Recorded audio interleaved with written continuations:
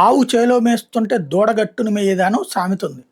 అట్లాగే తల్లే ఒకడితో అక్రమ సంబంధం పెట్టుకుని తండ్రినే చంపేస్తే, చివరికి ఆ కూతురు ఏమన్నా మరి వేరే వాడిని తగులుకోదా? ఇప్పుడు అదే జరిగింది.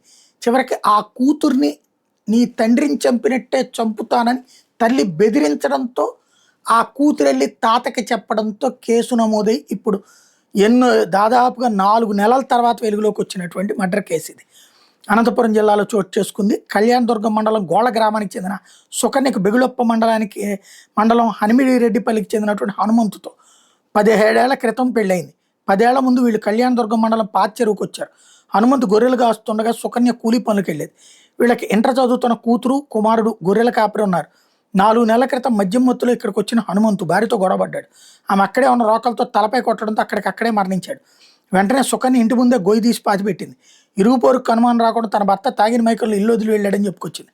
బెగుళప్ప కళ్యాణదుర్గం పోలీస్ స్టేషన్లో ఫిర్యాదు చేసింది. ఈ విషయం ఎవరికైనా చెప్తే చంపుతాను కుమార్తెను బెదిరించడంతో ఆమె ఎవరికీ చెప్పలేదు. ఇటీవల కుమార్తె యువకుడితో చనువుగా ఉంటుందని సుకన్య మందలించింది. దీంతో ఆమె అదే రాత్రి తాతగారు ఊరికి పారిపోయింది. తండ్రిని చంపిన విషయం బంధువులకు చెప్పడంతో వాళ్ళంతా శుక్రవారం గ్రామానికి వచ్చి సుకన్య నిలదీశారు. ఆమె నేరం అంగీకరించి కళ్యాణదుర్గం గ్రామీణ పోలీస్ స్టేషన్కి వెళ్ళి లొంగిపోయింది. సుకన్య వ్యక్తితో చనువుగా ఉండేదని, అతనే పెళ్లి చేసుకోవాలని కుమార్తె మీద ఒత్తిడి తెచ్చే క్రమంలో ఇద్దరి మధ్య గొడవ జరిగి ఆ విషయం బయటకు వచ్చిందని స్థానికులు చెబుతున్నారు. అంటే ఈవిడ తన భర్తని చంపడానికి ఎవరితో అయితే అక్రమ సంబంధం పెట్టుకుందో వాడిని కూతురికి ఇచ్చి పెళ్లి చేసి ఏది అల్లుడితో కాపురం చేద్దాం అనుకుందనమాట. ఎలాంటి నీచమైన సంబంధాలు తయారవుతున్నాయి.